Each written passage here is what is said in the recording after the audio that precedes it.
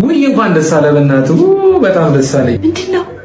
አቤላ እኮ ነው ቤቢ፣ ላገባ ነው እያለ እኮ ነው። ውይ እንዴት ደስ ይላል በእናትህ። እንዴ ምን ታስቸግረኛለህ?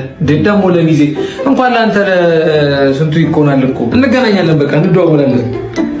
ደስ አይልም? በእናትሽ ማማ ደስ ይላል። ሚዜ ስትል ሰማሁ ልበል? አዎ ሚዜ ሆነኛ ነኝ ይሻልኩት። ውይ በጣም አሪፍ ነው። ሙሽራዋ እስከ ሚዜዎች አላት? ሴት ሚዜዎች? አዋ ታዲያ ያለ ሴት ሚዜ እንዴት ይሆናል? ሰው ተያይዛችሁ ምናምን ነው የምትገቡት።